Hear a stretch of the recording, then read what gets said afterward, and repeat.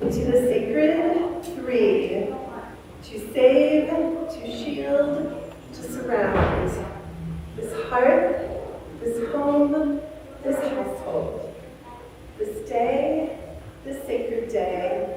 and each sacred day. To the sacred three, for connection, commitment, celebration, for hope, resilience, and belonging. With this community at this hearth and at this altar, this day, this sacred day, and each sacred day. And I invite you, if you feel inclined, to share your voice. And I'm not a singer, although the wonderful thing about being from Ireland, there's many amazing singers from Ireland, but also it's more about like what's in your heart and allowing your soul essence to come through. So I'm going to step away, because I'm super intimidated by my voice in this. But I'm going to be chanting or singing a word. It's a Gaelic word called Alwyn. And Alwyn means creative inspiration, bliss, soul truth. It is that place where we feel our fullest and our truest, our most authentic. And Alwyn is ever fleeting. It can also be like a muse. So let's chant together, if you feel inclined, Alwyn. And we will share a breath, so one full breath together, and then we will chant on the second exhalation. So we'll share a full breath together, and then we will chant, I think, 3 times. So inhaling together.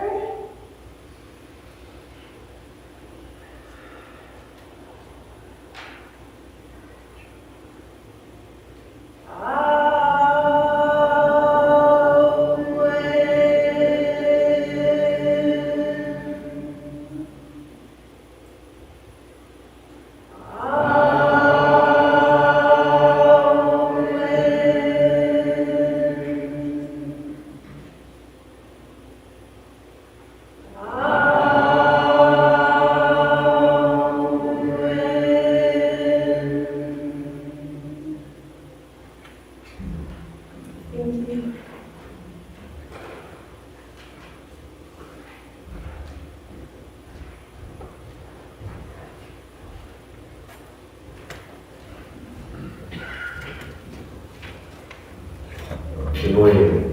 Please stand as you're able and join me in the statement being followed by Tracy.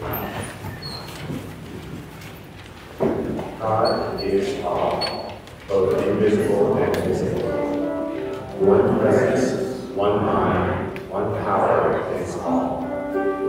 This one that is all is perfect life, perfect love, and perfect substance.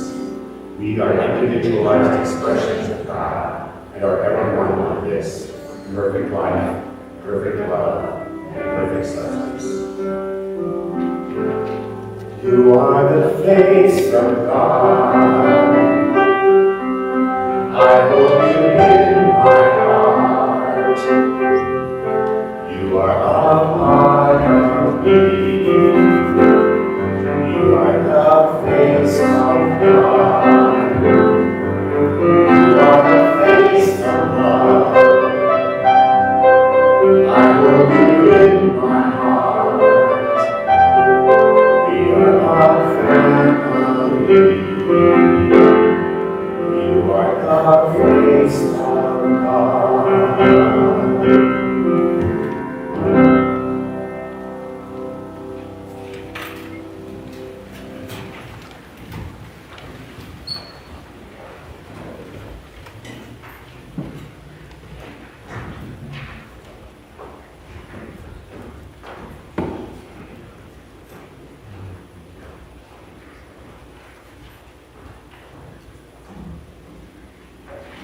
Our musical guest for today is Michael Stanwood. There's really not enough I can say about Michael. He has, one of the board members reminded me, been coming to Althea since, how many years would you say now? Maybe 30, 40, I don't know, a lot of years. And if you want to learn more about him, you can see a little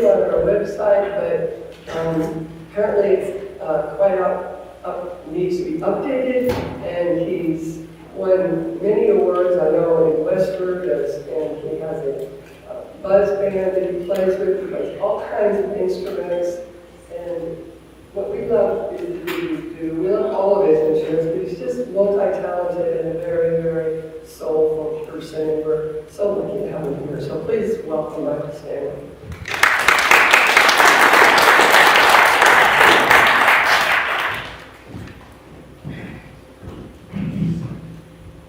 I've been thinking about this service. I've just been on the road for the last 2.5 weeks. And this is a month that my dear sister passed 2 years ago. And I wrote a tune for her called Testis 2. So I'm just going to play that and maybe join it with another tune.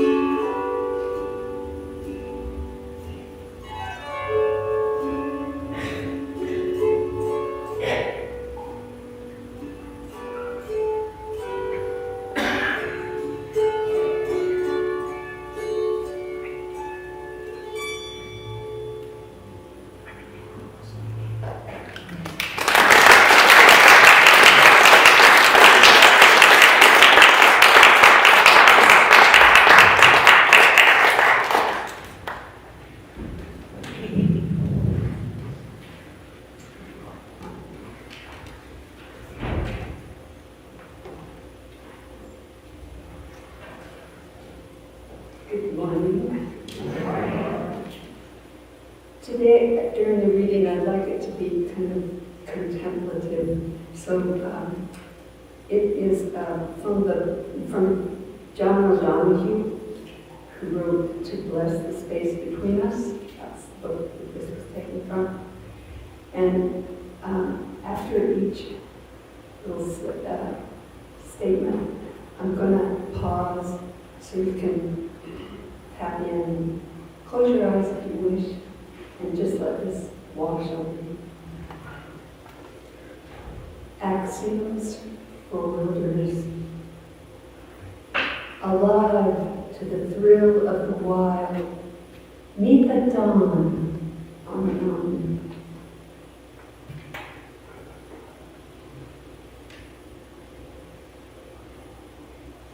Wash your face in the morning dew.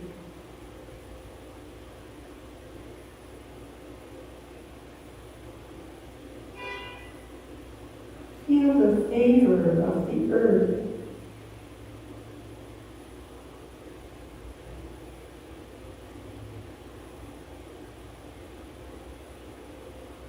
Go out naked in the wind, your skin almost aeolian.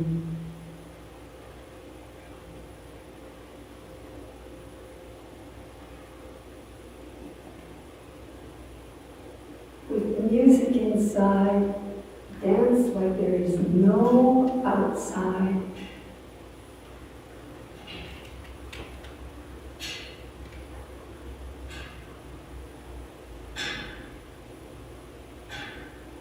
Become subtle enough to hear a tree breathe.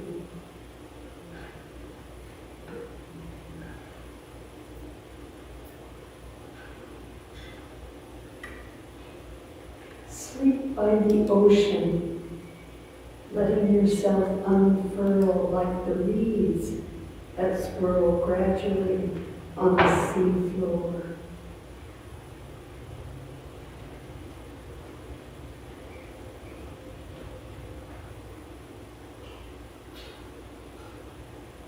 Try to watch a painting from within, how it holds what it never shows.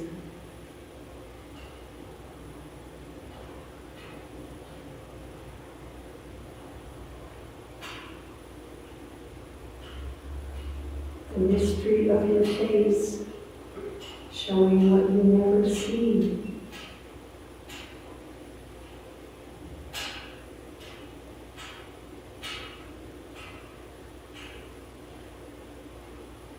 See your imagination around the rim of the world.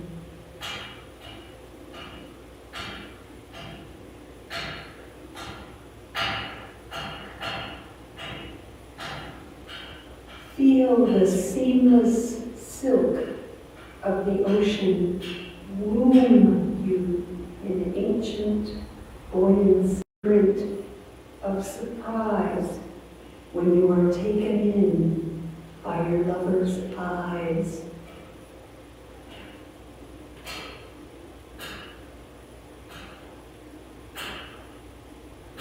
Succumb to the warmth in the heart where divine fire glows.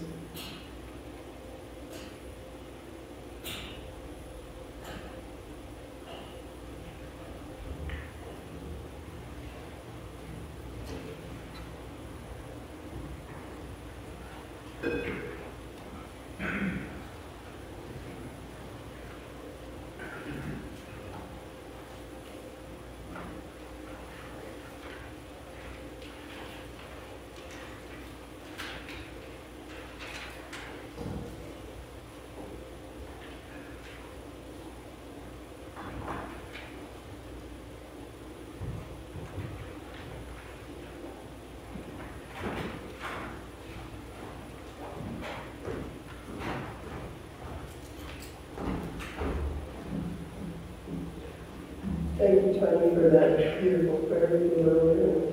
Thank you, Barbara. It's my honor to introduce our speaker for today, Tanya Rightly. She's an herbalist, a ritualist, and an author. She's been teaching herbal classes rooted in Irish traditions, healing and spirituality for 20 years. She has lived part-time on the west coast of Ireland for 18 years, continually learning from the land, the plants, the people, and the ancestors. having graduated from the Rocky Mountain School of Botanical Medicine in Boulder and Brigid's Academy of Healing Arts in Ireland. She has led sacred journeys to Ireland, so that'd be an idea, for many years, including a 2-week herb school and 2-week priestess school, and pilgrimages for Beltane and autumn equinox. She teaches a year-long mystery school, and also sounds interesting, which begins and ends at Samhain and includes initiation in Ireland. She's the author of Wild Irish Roots, a seasonal guidebook to herbs, ritual, and connection, and the way of your God, oracle cards, dedicated to Irish goddesses and Saint Bridget.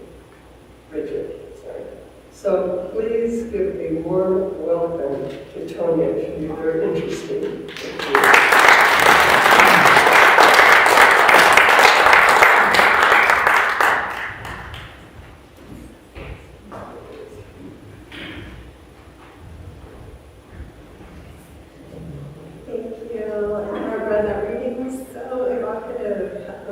Thank you very much for that. Johnny Donahue is just down the road from where I live in Ireland, and his word, and hearing his words, even though I've heard his words so many times, but each time it takes me back to that place. And he was buried again. I visit his gravesite quite often, and invariably there's going to be dandelions growing on his grave. So leading us into our discussion today, and I would like to start with an invitation for you to just think about an encounter that you have had with a dandelion. And it might be from your childhood, because it is, or maybe that's the first thing that might come to mind, because it is such a plant, a herb, some people call it a weed, before we knew better, according to dominant culture, before we knew better, we loved it, right? We loved making potions with it. We loved gathering bouquets for our mom, for Mother's Day. We loved all those little tricks that we did with it. I don't know if anyone did this, where you harvest a dandelion, a fresh flower, and then you put it under each other's chins. And it's something silly like, if it leaves a yellow mark, that means you like butter. So I'm sure mine was like so yellow.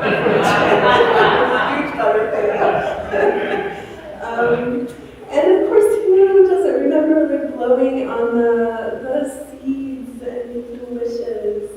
And then we grew up, and then the dominant culture, of white supremacy, and of patriarchy and capitalism, where everything needs to be controlled and perfect, comes into play. And we change our vision. We allow that to change how we look at this amazing being. And I love, and also maybe when you were thinking of dandelion, you thought of how resilient they are. Perhaps the places that you've seen them, where how could anything grow where dandelion is growing. I remember walking through Paris, the streets of Paris, and them growing through sidewalk cracks. And of course, the streets of Denver will grow through sidewalk cracks too. But my point being, you can go to Europe, and I think dandelion is now everywhere in the world. It hasn't always been. That I was at a holy well. Almost every time I'm at this holy well, Bridget's Well in Ireland, and there's a sacred spring that is on each side of it. It's like a rock wall, a stone wall. And of course, on that wall is growing a dandelion. And dandelion was one of Bridget, who's an Irish goddess, and a saint. One of her, she was also a herbalist. It's one of her favorite herbs. And so dandelion gives us hope. Dandelion grows in these places against all odds. Dandelion for hope. I would love to honor a dandelion by stating their botanical name, which is Taraxacum officinalis. And dandelions, which you may not be aware of, are not native to this place. They were not here before we colonized and settled and stole these lands. Although there is hope with that as well, because this plant was so important to our Native European ancestors that they brought it here. This plant was originally cultivated in monasteries because it was such a valuable source of food and a valuable source of medicine. So we brought them here, and now they are referred to as weeds. And I want to share a quote by Adrienne Marie Brown, who wrote Emergent Strategy. She's a woman of color who is an activist, but also helps us move into activism in a sustainable way. So I love that she uses dandelion as an emblem for her work. And this is a quote from Adrienne Marie Brown. Dandelions spread not only themselves, but their community structure, manifesting their essential qualities, which include healing and detoxifying the human body to proliferate and thrive in a new environment. So we are like dandelions. We have come to this land to proliferate and take land that was not ours. And yet there is hope, because as the dandelion nourishes the land, so it can give us hope in that we too can thrive on this land that nourishes us. And we can remember, or perhaps discover, that dandelion, even though so many people refer to it as a weed, it actually does not push out indigenous ecosystems, which I think is so profound. So it learns how to live with the plants and the ecosystems that are here. Unlike other weeds, which are other beloveds for herbalists, folk herbalists like me, like St. John's wort and mullein, where they actually do come in and push out native ecosystems. So dandelion has found a way to live in harmony with the plants of this land. Dandelions adapt to the environments where they grow. Nature is a reflection of what is possible. And dandelions, so has anyone seen a dandelion yet? Yes, they're a harbinger. They're a harbinger of spring. And also they are really, really important bee food. So just allowing those early flowers to do their thing, because it's one of the, and honeybees actually are not, we brought honeybees here from Europe as well. So the honeybees need their food.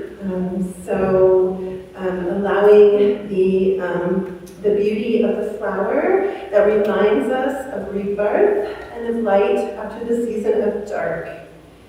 Dandelions for resistance.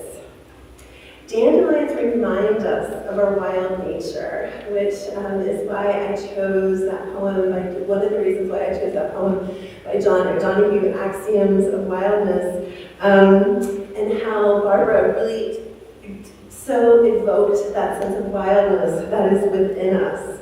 And I love dandelions because they burst forth with all of the beauty, uninhibited. They just let their light shine. And they do this in the most unlikely of places. And they don't care. Dandelions don't care that then they might be disrupting. And I think they love the bit of color and chaos that they bring. So they can remind us to live into our full colors and to allow things to live into our messiness and our chaos. Some other amazing wisdom from dandelion is that dandelions will thrive in the environment they are given. So one year, my husband and I, we were going to do some xeriscaping in our yard here in Denver. And so we just kind of let it go wild for a season, and it was amazing because the dandelions were knee-high, I kid you not.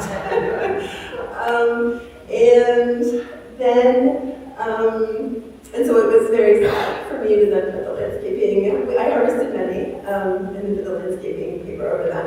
And dandelions, you may know this in your own yard, if you do mow them, they adapt. And their flower head will still thrive, they'll still be the flower head, but it will be below the mower head. So it knows how to bring beauty and chaos and will not be suppressed. So dandelion for resistance. The nourishment and the medicine held within dandelion is vast. Every single part of dandelion is medicine. So I love to think about I'd love to imagine what is possible, and what is possible is that we can take those billions of dollars are spent every year to vanquish dandelion. Not only are we vanquishing this medicine and this food, and this reminder of wildness, we are vanquishing, or we are poisoning the earth. So just imagine if we did that one simple thing. When my daughter was in kindergarten, we lived in Uptown, and she went to Polaris at Beaver, which is right off Fifth Avenue, Park Avenue. So we were able to walk to school every morning, and this would have been, she's a senior now, so 12 years ago, walking to school, and she had made a banner that she carried, and as a kindergartner would, in her little beautiful print, wrote, "Do not spray your dandelions," and had a beautiful picture of a dandelion. So yes, do not spray your dandelions, eat them, make tea with them, harvest the roots, and roast them and make coffee, and call in your neighbors, and join together in community to receive this medicine. We have been eating and using dandelions as medicine for thousands of years, those of us that have Native European roots. So our DNA, from the cellular level, we remember this nourishment. And our body aches for this nourishment, the trace vitamins and minerals that are there, the deep nourishment for not only body, but also spirit that dandelion provides. And when we make a cup of dandelion tea, we are doing something that our ancestors did thousands of years ago. I mean, basically since the invention of fire, I like to think about, when they first boiled fire, now we're using an electric kettle to make our dandelion tea, but nonetheless, we're using fire to heat water, and we're adding our dandelion leaves or our dandelion root, and we're drinking this. And that is we're drinking the same thing that our ancestors drank thousands and thousands of years ago. And there's so little, I can't really think of anything else that we would do today that would be so similar. The taste would be so similar, the process, than having a cup of dandelion tea. Dandelion for resistance. It is tending to each other outside institution, our healthcare system, gratitude for many aspects of it, and we know that it's broken, and the simple act of coming back to dandelion and not poisoning the earth is a huge step in tending to each other, tending to our communities, and also tending to the earth. So dandelions remind us to be radical, to come back to the root of things, and again, to make tea, to come together again at the commons of our community.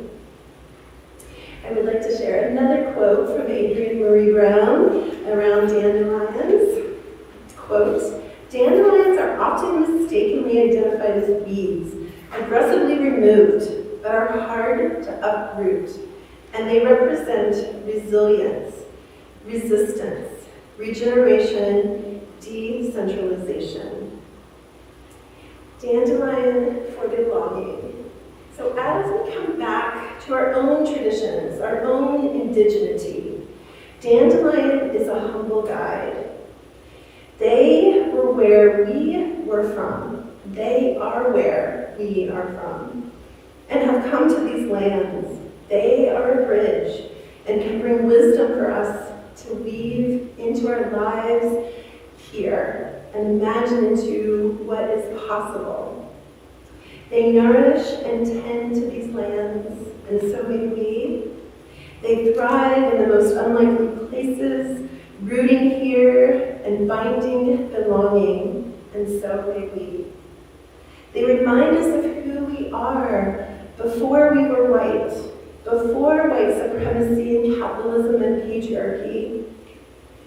We remember that time, we can remember that time just through the mist, when we sang together as we gathered the blooms in the springtime and dug the roots in the fall, in community, with each other and with the earth. Dandelion gives us a portal to imagine what is possible. So I will invite you to, I love imagining. I think imagining what is possible is such an important part of moving into what is possible. So I will ask some questions now and just hold this in your imagination, hold this in your vision. What could the world be if we allowed dandelion to thrive and ate and drank their offerings and stopped spraying them and endeavoring to vanquish them? What would the world be if we tended to each other as dandelion tends to us? What would the world be if we came back to the wisdom of dandelion and found our own belonging with each other and with the earth? I invite you to just have a moment of stillness. If you feel comfortable closing your eyes, holding that beautiful vision of dandelion in your mind, holding the vision of what is possible in your mind and heart.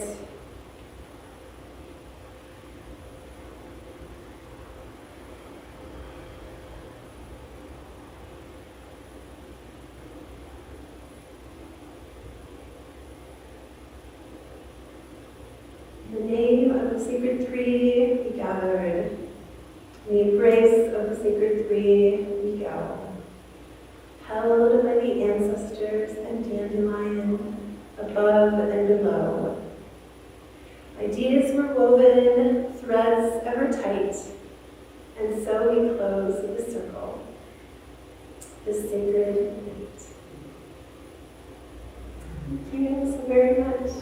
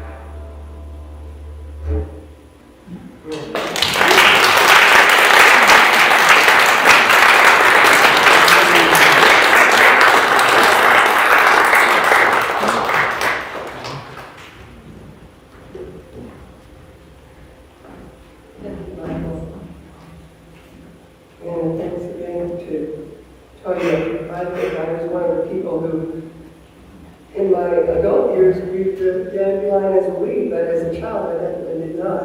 And so I'm thinking, why not go work on that inner dandelion? That could be kind of fun to do, so let's see. Now it's time for our offering, and we have ushers in the back will be cruising around the aisles, collecting whatever you might want to give. There are many ways to give. On your program, there's a QR code if you want to use your phone and do that. You can put money in the basket here or checks, or you can go on the website and put it on a credit card, or you can do my favorite, which is the dip jar on the back. You just take your credit card and stick it in it. And each time you do it, I think it takes $10. So you take a lot if you want. Anyway, our offering is really important, as I think anyone who's been here much knows that this beautiful place and our whole operation runs because of all of us. And we have all of you to thank for that. So as Jane Copper, the former ministers here, once said, give to the place that feeds you spiritually. And I've never forgotten that, and you will definitely get back more than you give.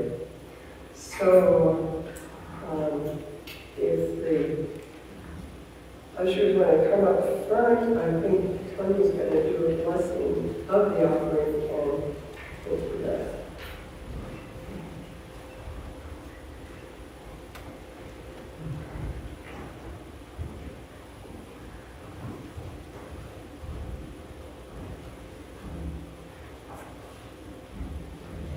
With love and gratitude, we give. With love and gratitude, we receive. Grandma August, thank you.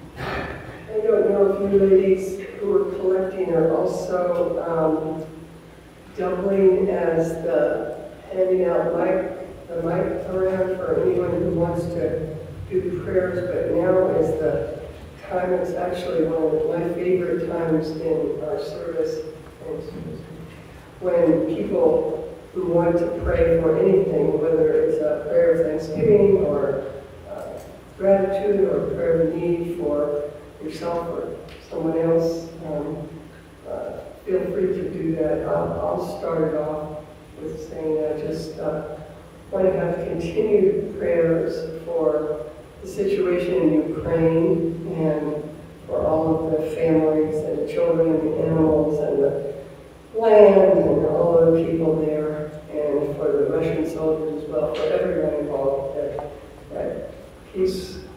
We know peace will prevail, but it happens sooner rather than later. And if we hold it in our hearts, it will. And I also prepare gratitude for all of the prayers that you all gave for my mom and my dad last week. That we all appreciate it greatly. Thanks. So, does anyone else want to offer a prayer? No, guys, don't be shy.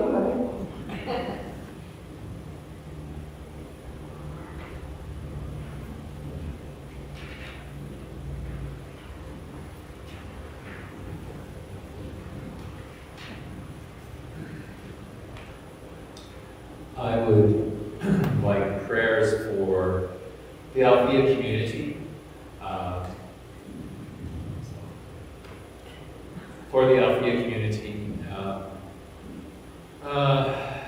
to just envelop us all, whether we are in this space or not, with light and life and love, and knowing that we truly are a community, and we have been, and we will be a community long after we're all gone.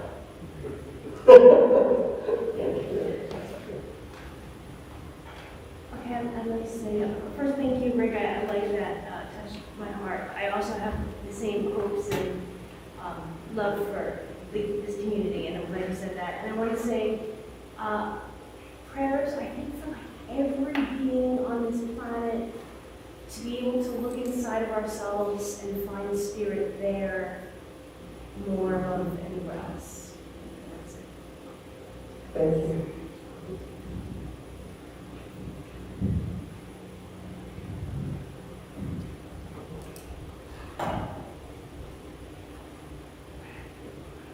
Anybody else like a chance?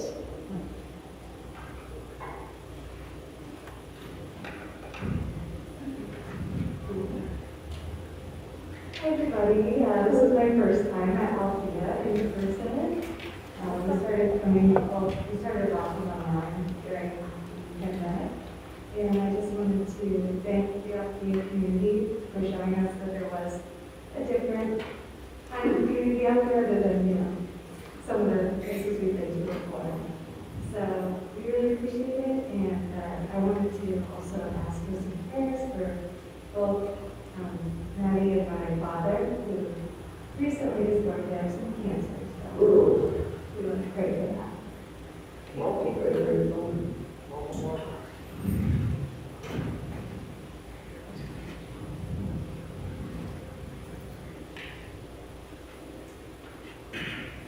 Anybody else? Okay, Barbara. Wait. Sorry, I just started everywhere.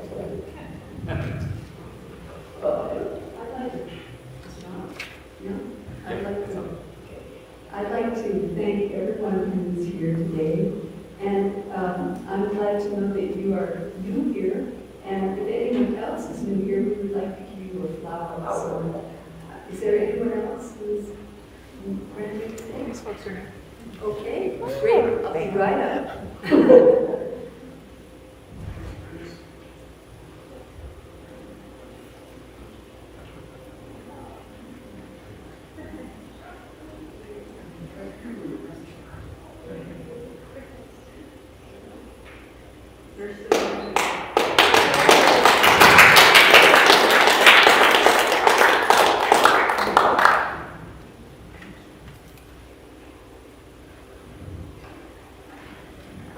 I like to pray for Ukraine and my friend's grandparents because they're in the hospital right now because they have got COVID. So I like to pray for them.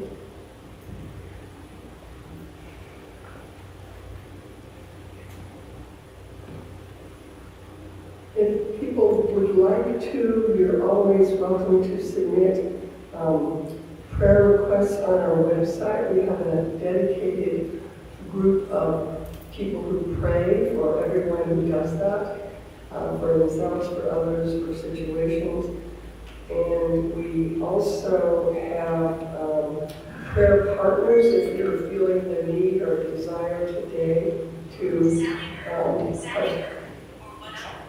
so to have someone pray with you. I think I'm not sure who the prayer partner is for today. Nancy Rock. Yes. Thank you. I didn't see you. So that's available in the library there, and it's a wonderful way to connect and to feel the spirit within you.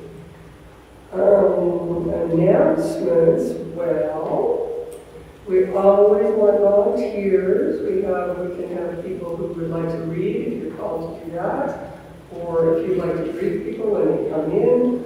If you know any fabulous musicians, you see the standards pretty high for that, or singers. If you have technical skills, we'd love to have you do that, or anything else you think we might need that we could help with. Talk to Sarah, who's standing back there. She's our fabulous volunteer coordinator. We're so grateful to have her. And so now we'll have a closing prayer, and Rick kids will be sneaking up this time. Thank you.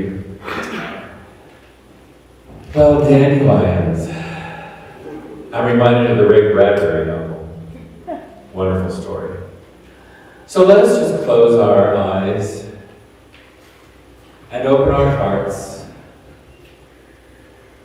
and go back to a time perhaps where dandelions were this bouquet of love. Was there anything ever so yellow and so inspiring, just joy? And we use that to remember the infinite joy that each of us is. Truly, the essence of our very being. And as we walk out these doors today, let us give thanks for this community, this center that's over 100 years old, or will be soon. And for the women who founded it, and for all of the men and women who have entered its doors. And like them, let us, when we leave this place, take this joy. Take this reconnection to spirit, to nature, to each other, and to see in each one of us, and to see in each person that we all come into contact with the face of God, the face of spirit. And let that be our focus. And so it is.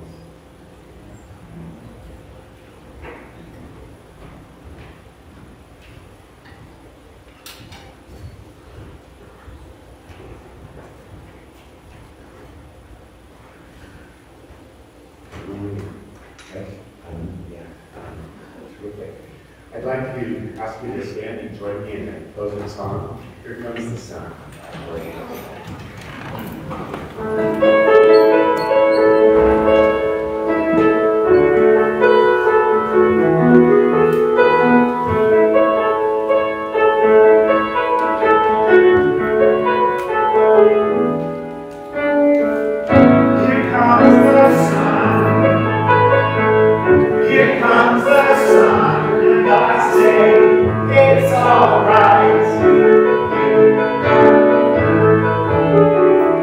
Little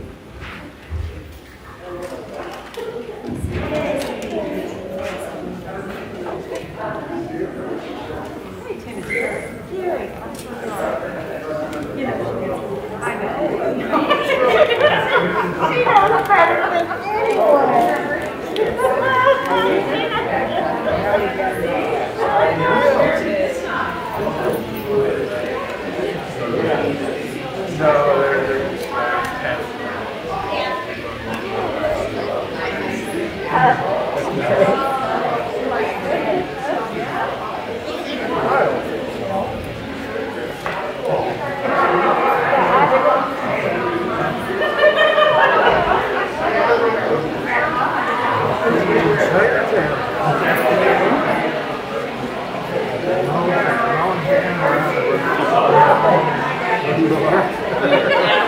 went to the concert. It was rap. It was absolutely epic. You know, I knew.